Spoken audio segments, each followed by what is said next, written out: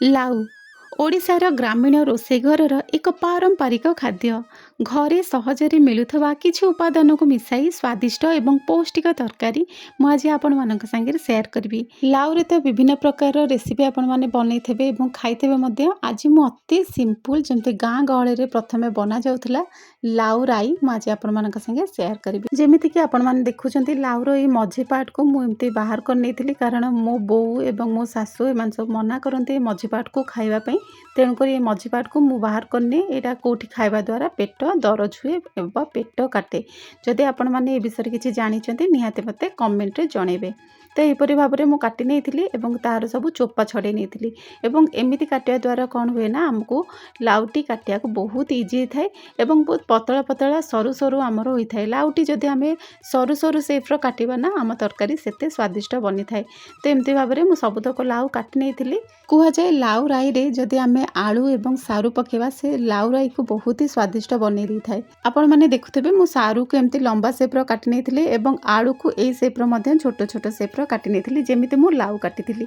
ତ ଏବେ କ'ଣ କରିବା ନା, ଆମେ କିଛି ମସଲା ପ୍ରସ୍ତୁତ କରିବା। ଏଇଠି ନେଇଦେଇଛି ଗୋଟେ ରସୁଣ, ଗୋଟେ ରସୁଣରେ 12-15 ଭଳିଆ କୋଲା ବାହାରିଲା, ଫାଳେ ଟମାଟୋ, କଞ୍ଚା ଲଙ୍କା, ବହୁତ ହି ବଢ଼ିଆ ବାସ୍ନା ସହିତ ଫ୍ଲେଭର ଆସେ। 2 ଚାମଚ ଭଳିଆ ମୁଁ ନେଇଯାଇଥିଲି କଳା ସୋରିଷ, ହାଫ୍ ଚାମଚ ଭଳିଆ ମୁଁ ଜିରା ନେଇଯାଇଥିଲି। ଲୁଣ ଆଡ଼୍ କରିଦେବା, ଯାହାଦ୍ୱାରା ଆମର ମସଲାଟି ନା ପିତା ହେବନି। ଗ୍ରାଇଣ୍ଡିଙ୍ଗ କଲାବେଳକୁ ଏକରେ ତ ଭଲ ଭାବରେ ଚିକଣରେ ବାଟି ହୋଇଯିବ ଏବଂ ଆମର ସୋରିଷ ମସଲାର ପିତା ଅଂଶ ଆସେନି ଲୁଣ ପକାଇକି ବାଟିବା ଦ୍ୱାରା। ଏବଂ କଡ଼େଇରେ ମୁଁ କିଛି ସୋରିଷ ତେଲ ନେଇଯାଇଥିଲି ପାଖାପାଖି 3 ଚାମଚ ଭଳିଆ ଏବଂ ସେଇଥିରେ ପକାଇ ଦେଇଥିଲି ମୁଁ ସୋରିଷ, ଜିରା। ଆପଣମାନେ ଚାହିଁଲେ ପଞ୍ଚଫୁଟଣ ମଧ୍ୟ ପକାଇ ପାରିବେ। ଲାଉର କ୍ୱାଣ୍ଟିଟି ଦେଖି ଆମେମାନେ ମସଲା ପ୍ରସ୍ତୁତ କରିବା। ଏଇଠି ଲାଉର କ୍ୱାଣ୍ଟିଟି ଯେତିକି ଅଛି ପାଖାପାଖି ଏଇଠି 250-300 ଗ୍ରାମ କାଟି ସାରିଲା ପରେ ଲାଉଟି ରହିଛି। ତେଣୁକରି ମୁଁ ଗୋଟେ ପିଆଜ ନେଲି। ଗୋଟେ ପିଆଜକୁ ହାଲକା ଭାଜି ସାରିଲା ପରେ ସେଇଥିରେ ହଳଦୀ ଗୁଣ୍ଡ, ଲଙ୍କା ଗୁଣ୍ଡ ଏବଂ ବାଟି ରଖିଥିବା ସୋରିଷ ବଟାକୁ ମୁଁ ସେଥିରେ ଆଡ଼୍ କରିଦେଇକି ମାତ୍ର 5 ମିନିଟ୍ ଯାଏଁ କଷିଲି। ଏଇଟା ବିଲକୁଲ ବି ପିତା ହେବନି। ଆଉ ଏଇ ସମୟରେ ନା ଆମେ ଗୋଟେ ବହୁତ ହି ଟେଷ୍ଟି ହେବା ପାଇଁ ଗୋଟେ ବହୁତ ହି ସିକ୍ରେଟ୍ ଜିନିଷ ପକାଇବା। ସାଧାରଣତଃ ସମସ୍ତେ ପକାନ୍ତିନି, ଯଦି ଆପଣ ପକାନ୍ତିନି ନିହାତି ଭାବରେ ପକାଇବେ। ତ ଏଠି ଦେଖନ୍ତୁ ଆମ୍ବୁଲରୁ ସାମାନ୍ୟ, ଆପଣ ଯଦି ବେଶୀ ଖଟା ନଥିବ ଆମ୍ବୁଲ ତ ଗୋଟେ ପକାଇଦେବେ, ଯଦି ବହୁତ ଖଟା ଥିବ ତ ଫାଳେ ଆମ୍ବୁଲ ପକାଇବେ। ତ ଏଇ ଆମ୍ବୁଲଟା ମୋ ବୋଉ ମୋତେ ତିଆରି କରି ଦେଇଥିଲା, ବହୁତ ଖଟା ଥାଏ। ତେଣୁକରି ମୁଁ ଫାଳେ ପକାଇଲି ଏବଂ ସାମାନ୍ୟ କିଛି ସ୍ୱାଦ ଅନୁସାରେ ଲୁଣ ଦେଇକି ସେଥିରେ କିଛି ପାଣି ଆଡ଼୍ କରିକି ଏଗେନ୍ ମୁଁ ମାତ୍ର କିଛି ସେକେଣ୍ଡ ପାଇଁ ଏମିତି କଷି ନେଲି। ଆଚ୍ଛା, ମୁଁ ଏଇଠି ଆପଣଙ୍କୁ ଗୋଟେ ଟିପ୍ସଟେ ସେୟାର କରିବି। ଯଦି ଆପଣ ରସୁଣ ବିଲକୁଲ ବି ଆଡ଼୍ କରୁନାହାନ୍ତି, ବିଲକୁଲ ବି କଷିବା ଦରକାର ନାହିଁ। ଯଦି ରସୁଣ ଆଡ଼୍ କରୁଛନ୍ତି ନିହାତି ଭାବରେ ଆମେ କିଛି କଷିବା, ଯେହେତୁ ରସୁଣର ସ୍ମେଲ୍ଟା ଯେମିତି ଆମର ବାହାରିଯିବ। ତ ଏଇଠି କଷି ହେଇଗଲାଣି। ତାପରେ ଆମେ ଯେଉଁଟା କାଟିକି ରଖିଥିଲେ ଆମର ଲାଉ, ସେ ସବୁକୁ ଆଡ଼୍ କରିବା ଏବଂ ଲାଉ ପରେ ପରେ ଯାହା ସବୁ ଆମେ ସାରୁ ଆଳୁକୁ ଏମିତି କାଟିକି ରଖିଥିଲେ ସେ ସବୁ ଏକା ସାଙ୍ଗରେ ଆଡ଼୍ କରିବା। ବିଲକୁଲ ବି ପାଣି ଦେବାନି। ଏହାକୁ ଲୋ ଟୁ ମିଡ଼ିୟମ୍ ଫ୍ଲେମ୍ରେ ରଖି ଏହାକୁ କଷିବା। ଆପଣମାନେ ତ ଜାଣିଥିବେ ଲାଉରୁ କେତେ ପାଣି ରିଲିଜ୍ ହୁଏ। ସେ ଲାଉ ତାର ବହୁତ ପାଣି ଛାଡ଼େ। ତେଣୁକରି ଆମେ ବିଲକୁଲ ବି ପାଣି ଦେବାନି। ଏମିତି ଘୋଡ଼ି କଷିବା ଦ୍ୱାରା ଏଇଠି ଦେଖନ୍ତୁ ବହୁତ ସାରା ଆମର ପାଣି ଅଟୋମେଟିକ୍ ବାହାରି ଯାଇଛି।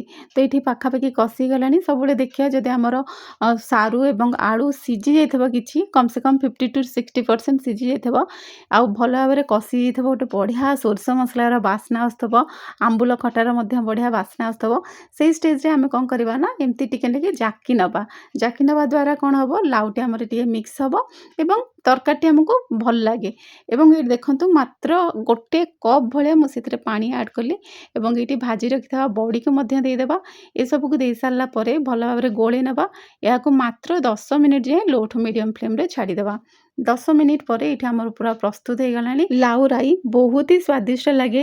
ଲାଉ ତ ସମସ୍ତଙ୍କର ବହୁତ ହି ପସନ୍ଦ ଏବଂ ଏହାର ଯେଉଁ ବାସ୍ନାଟା ନା ବହୁତ ହି ବଢ଼ିଆ ଆସିଥାଏ। ଆମ୍ବୁଲ ପକାଇଥିବାରୁ ଏହାର ଟେଷ୍ଟ ମଧ୍ୟ ବହୁତ ବଢ଼ିଆ ଲାଗେ। ନିହାତି ଭାବରେ ଏମିତି ବନାନ୍ତୁ। ଯେଉଁମାନେ ଜାଣିନାହାନ୍ତି ନିହାତି ଭାବରେ ଏମିତି ଥରେ ଟ୍ରାଏ କରନ୍ତୁ।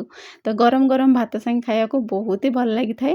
ଆଶା କରୁଛି ଆଜିର ରେସିପି ଆପଣଙ୍କୁ ପସନ୍ଦ ଆସିଥିବ। ଯଦି ପସନ୍ଦ ଆସିଥିବ ପ୍ଲିଜ୍ ଚ୍ୟାନେଲକୁ ସବସ୍କ୍ରାଇବ୍ କରିବେ ଏବଂ ଫେସବୁକ୍ରେ ଦେଖୁଥିଲେ ଫଲୋ କରିବାକୁ ଅନୁରୋଧ ରହିଲା। ରହିଲି, ନମସ୍କାର, ଜୟ ଜଗନ୍ନାଥ।